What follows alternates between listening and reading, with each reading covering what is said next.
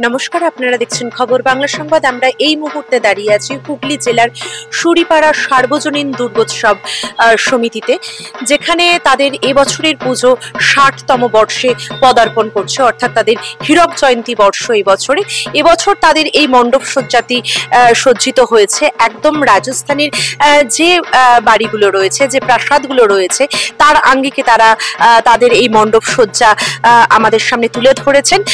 আমি camera person আদিত্যকে বলবো একটু মায়ের প্রতিমার দিকে, মুখের দিকে একটু তুলে ধরতে ক্যামেরাটি, এবং মায়ের যে সুসজ্জিত রূপ আপনাদের সামনে আমরা তুলে ধরছি।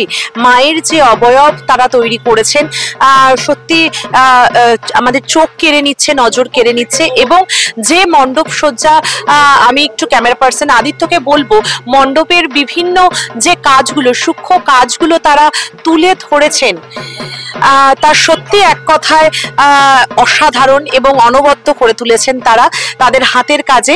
আমরা প্রত্যেক মণ্ডপের প্রত্যেকটি সূক্ষ্ম কাজের মধ্যে রাজস্থানের যে আদলে, রাজস্থানের প্রত্যেকটা প্রাসাদ, প্রত্যেকটা বাড়ি যে সূক্ষ্ম কাজের দ্বারা, বিশেষত জয়পুরে আমরা যে কাজ দেখতে পাই, সেই কাজের আঙ্গিকে তারা এই পুরো মণ্ডপটি তুলে ধরেছেন। আমি এদের ক্লাবের যে পক্ষ থেকে যে রয়েছে, আমি একটু তার সাথে কথা বলে নেব। আপনাদের এবছর ৬০তম বর্ষে পদার্পণ আপনাদের ক্লাবের, আপনারা যে ভাবনা থেকে এই মণ্ডপটা সুসজ্জিত করেছেন, আমরা দেখতেই পাচ্ছি যে রাজস্থানের ভাবনা থেকে আপনারা এই সূক্ষ্ম কাজগুলো তুলে ধরেছেন। আপনাদের ভাবনায় কি আছেন এবং সেটা আপনারা কিভাবে রূপায়িত করলেন যদি? আমাদের থিম মেকারের নাম হচ্ছে সম্বিত দেবজি, ওদের রূপকলা শিল্পকলা। ওরাই পুরো সম্পূর্ণ কাজটি করেছে, আর ওরা আমাদের সম্পূর্ণ পাড়ারই আমাদের মেম্বারের মতো। ওরা নিজেরাই সম্পূর্ণ নিজেদের হাতে পুরো মণ্ডপটা সাজিয়ে দিচ্ছে। আপনাদের যে মায়ের মূর্তি আমরা দেখতে পাচ্ছি, মায়ের মূর্তি, মায়ের মুখাবয়বের মধ্যে যে সৌন্দর্যতা, যে মাতৃত্বের একটা ছোঁয়া রয়েছে, আপনারা কি এখানেই পোচোপাড়া থেকে আপনারা মায়ের মূর্তি তৈরি করেছেন, নাকি কলকাতা থেকে আপনারা মায়ের মূর্তি আনিয়েছেন? না, আমাদের এখানকারই এক শিল্পীর কাছ থেকে, আমাদের গোপাল পালন শিল্পী আছে বালির মোড়ের কাছে ব্যান্ডেলের দিকে, ওনার কাছ থেকে আমরা আগাগোড়াই প্রতিমা তৈরি করে আসছি, ওনার কাছে তৈরি করি। আর আমাদের প্রতিমা কখনো আমরা ওই থিমের মতন প্রতিমা আমরা করি না, একদমই আমাদের সাবেকি প্রতিমা, যাতে আমরা যেন ভক্তিতে সামনে যেন আমাদের হাত পাতানো জোর। আপনাদের যে ৬০তম বর্ষে এবার পদার্পণ করলেন, সেই জন্যই কি এই বিশেষ ভাবনায় আপনারা মণ্ডপটা সুসজ্জিত করেছেন?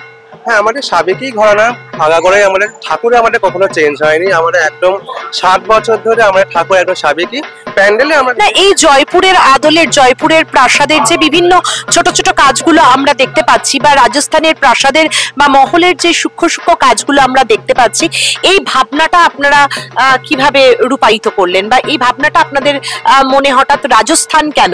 এটা আমাদের টিম মেকারই বলেছে, আমাদের ওনারাই ডিসাইড করেছে যে আমাদের যে এরিয়াটাতে আমাদের রাজস্থানটা বেশ ভালো মানাবে, মহলটা আমাদের, তাই জন্য আমাদের রাজস্থান ভালো। কারণ আমরা থিম করলে আমার ঠাকুরের সাথে আমার থিমের মতন প্যানেল করতে হবে। আপনাদের থিমের নামটি একটা? থিমের নাম হচ্ছে রাজস্থানের রঙে উমা। রাজস্থানের রঙে উমা প্যান্ডেলটি আমরা আপনাদের সামনে তুলে ধরলাম খবর বাংলা সংবাদ থেকে।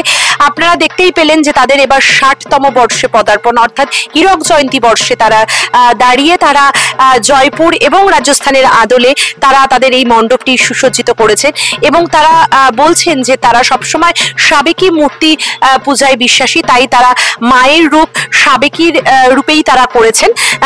আমাদের খবর বাংলা সংবাদ আপনারা দেখতে থাকুন, আমরা আরো বিভিন্ন মণ্ডপ সজ্জা আপনাদের সামনে তুলে ধরবো। আপনারা দেখছেন খবর বাংলা সংবাদ, ক্যামেরায় আদিত্যর সাথে সুকন্যা।